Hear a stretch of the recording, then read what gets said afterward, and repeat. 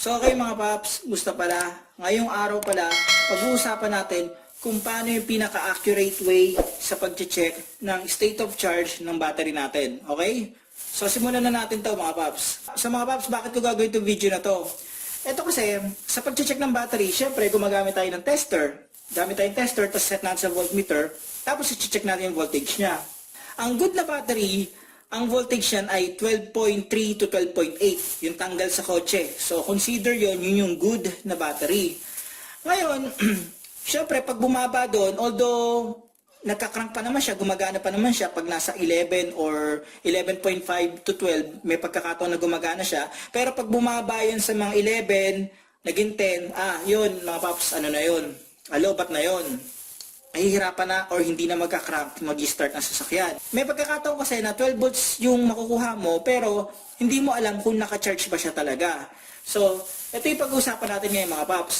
Sa panahon kasi ngayon, kapag i-check natin yung state of charge ng battery, pwede tayong gumamit ng battery analyzer. So, makikita natin kung ilan yung state of charge ng battery.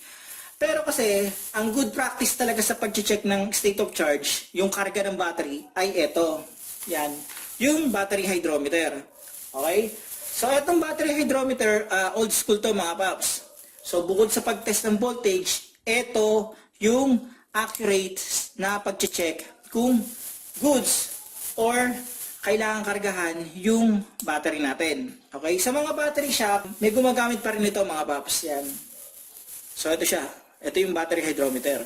Pakita ko sa inyo. So, ito yung battery hydrometer natin. Yan, nabalik ko muna to.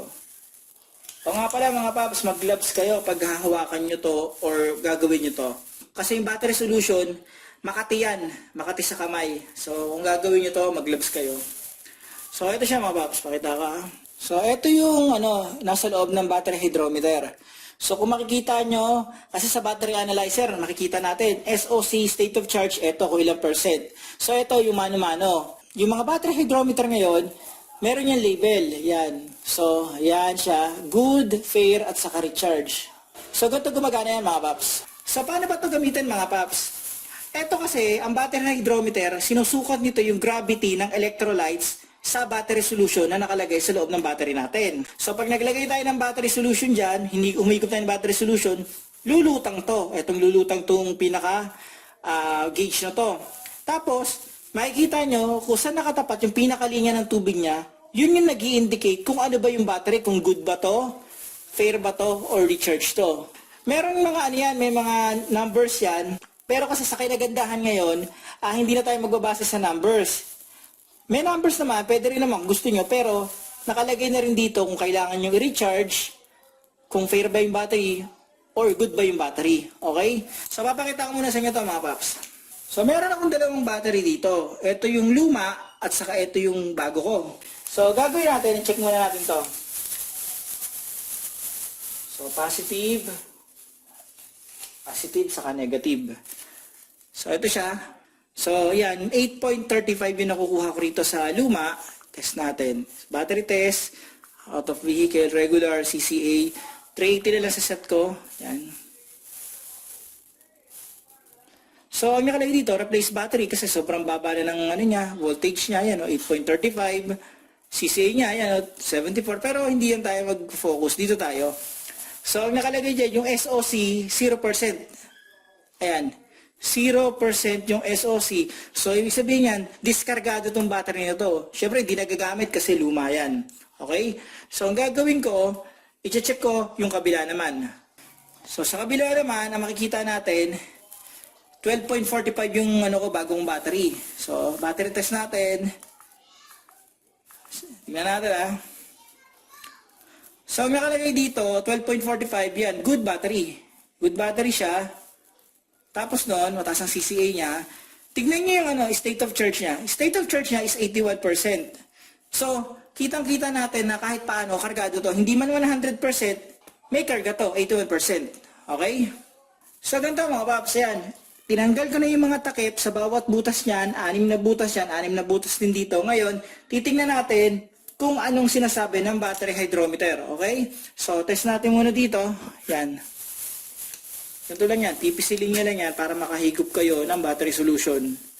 So, eto, matagal na itong battery na to eh. Tingnan natin. So, ito siya mga paps. So, kung nakikita nyo, yung guhit niya, nasa pula. Recharge yung nakalagay. Yan, pula. Okay? So, sa unang butas yan dito sa lumang battery. Tapos, sa pangalawa naman tayo. So, ayan siya. So, ito, nasa ano naman, puti, nasa fair. So, tingnan, makikita nyo, yung pinaka-level ng tubig niya, kung saan nakatapat yung, ano niya, yung markings niya, yun yung pagbabasihan natin. Sa case nito, yan, fair, sa pangalawa. So, ito, pula yan. Tapos, dito sa pang-apat, natin.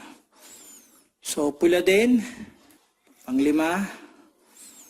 So, yan, pula din. Testing natin. So, ayan siya. Pula. So, kung nakita nyo, isa lang yung napunta sa may puti, sa fair, na status ng charge ng battery. Sa lahat ng butas, ang nakuha ko, pula. So, nakalagay, kailangan ng i-charge or talagang diskargado na yung battery. 0% na yung state of charge niya.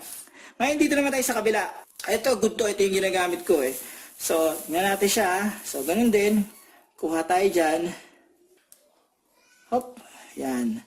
So, ito, sa may puti. Ayan, sa may puti siya. Ayan. Sa puti siya.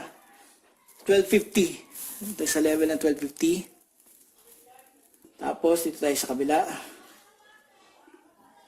Puti pa rin siya mga paps.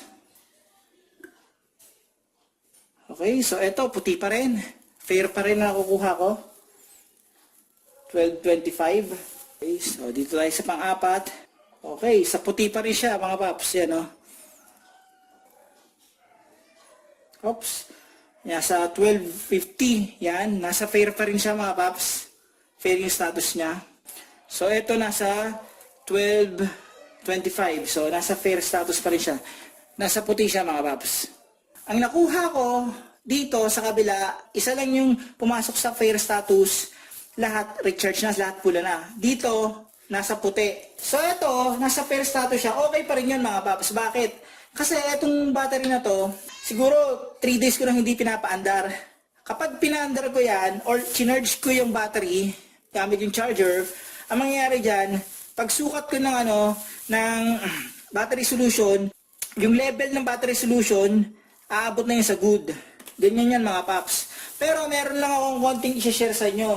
Eto kasi, bago pa itong battery na to, di ba? So, yung battery solution yan, hindi pa sablay. Sa case nito mga paps, eto, matagal na yung battery na to. Kung di ako nagkakamali, mga 5 taon siguro, mga around ganun. Ang problema dyan, kapag sablay na yung battery solution, kahit kahit itest mo ng itest, kahit halimbawa, chinarge mo siya gamit yung battery charger. Kahit i-charge mo siya, ang catch niyan, kapag sablay na talaga yung battery solution niyan, ang makukuha mo pa ring reading dito mga paps, pula, recharge. Okay? So, yun yung yun yung pinaka problema kapag yung battery solution ay sablay na or matagal na. So mga paps, hanggang dito na lang yung video na to. Sana itong video na to nakatulong to at naging aware kayo kung paano chine-check ang state of charge ng battery kung sakaling wala kayong battery analyzer, okay? So ito lang katapat niyan, battery hydrometer. So paano mga paps, huwag niyo kalimutan i-like at subscribe ang channel ko para makagawa pa ako ng ganitong basic na video. Huwag niyo kalimutan i-hit ang notification bell para updated kayo sa video na ginagawa ko. Mga paps, maraming salamat sa inyo.